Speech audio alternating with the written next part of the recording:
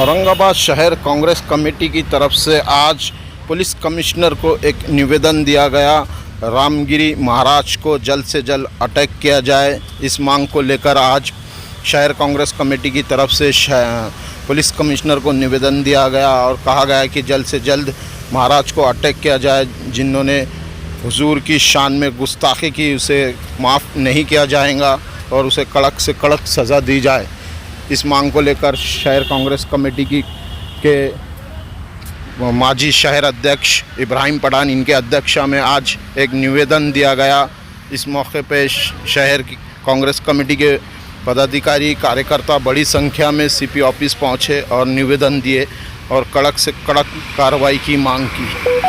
शहर में अमन और शांति बरकरार रखे, इस तरह का मैसेज भी दिया। इब्राहिम पठान ने नौजवानों से अपील की कि शहर में शांति बनाए रखें।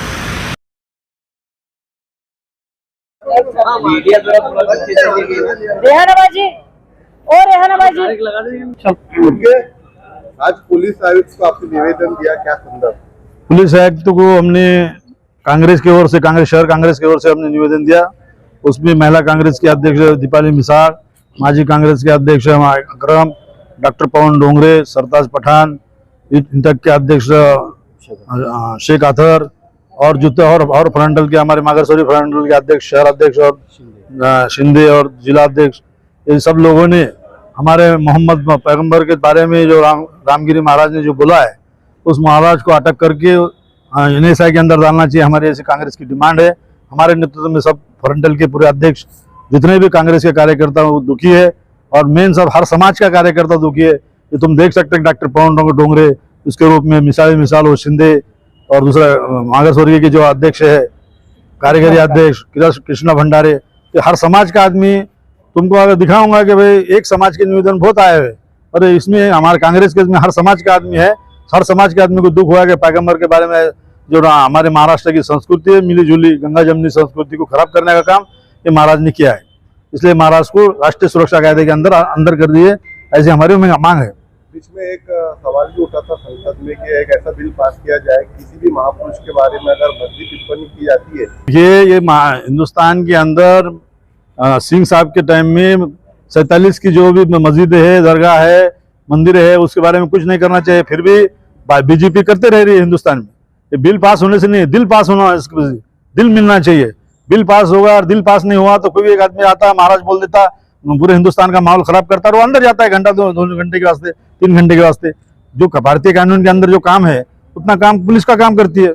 ये गवर्नमेंट अच्छी रहना चाहिए। गवर्नमेंट ने जो भी अगर थोड़ा कोई महाराज और शहर का वातावरण खराब हो तो कलेक्टर और SP को जवाबदार पकड़ के उसको ये करना चाहिए, तो आप भी पूरी शांतता रहती है सब इसमें।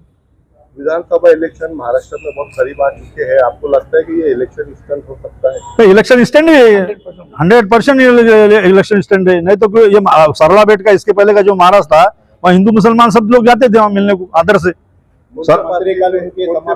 आपको डाउट है कौन ऐसा करा सकता है?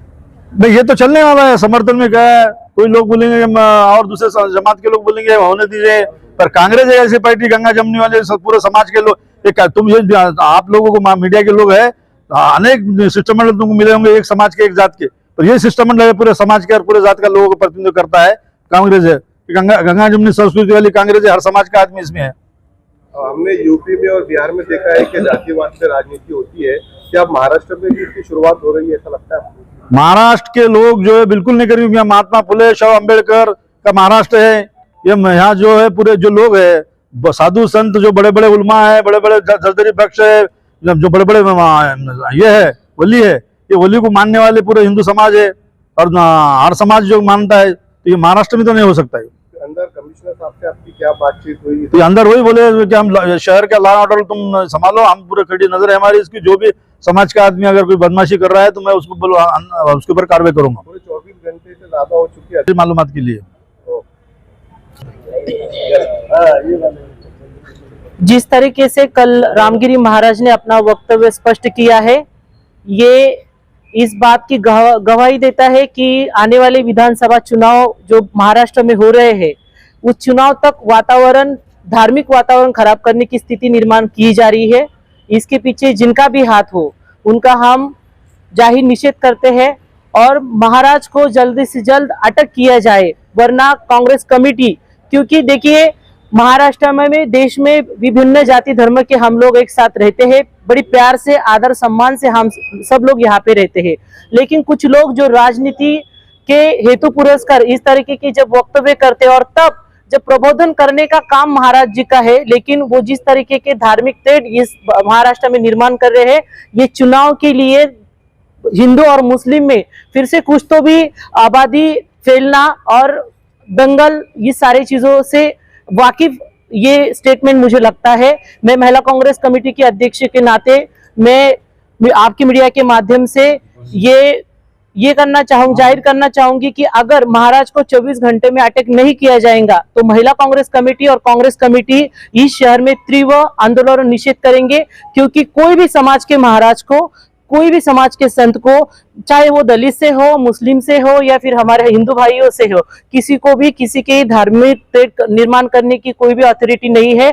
हम उस देश से बिलोंग करते हैं जहाँ पे इंडियन कॉन्स्टिट्यूशन में we are the people of India का एक जाहिरनामा हुआ है। हम इस देश के सब वासी है, हम इस देश का एक परिवार है और हमारे परिवार में कोई जाति भेद इस तरीके के सामाजिक मुद्दे को लेके किसी को भी हर्ट नहीं किया जाएगा, ये मैं मानती हूँ। आप बता रहे हैं कि ये एक राजनीतिक मुद्दा बनाने में लगे हैं, तो देखिए आपने देखा है कि भारत स्वतंत्र पूर्व हमने देखा है जिस तरीके के तोड़ और राज्य करना है जो भूमिका अंग्रेजों की थी, वही भूमिका आज भाजपा सरकार केंद्र में बैठ के, राज्य में बैठ के इस देश को चला रही है। और मैं श्योरिटी से कह सकती हूँ, इस देश को मालूम है जब भी इलेक्शन आते हैं, खासतौर पे महाराष्ट्र में जब भी इलेक्शन आते हैं तब इस तरीके के प्रकार यहाँ पे होते हैं। जैसे कि कल महाराज जी ने इलेक्शन आने के पहले महाराज जी को कैसे सोचा कि क्या बात करनी है, और कुछ लोग हैं, तो मैं ऐसा नहीं बोलती कुछ हिंदू है या मुस्लिम है, माहौल इस महाराष्ट्र का खराब करके राजनीति की उनकी एक ये बनाना चाहते हैं, वर्चस्व बनाना चाहते हैं। तो और कुछ लोगों ने कुछ शायद ऐसा स्टेटमेंट दिया है कि भाई हम महाराज को सपोर्ट करेंगे।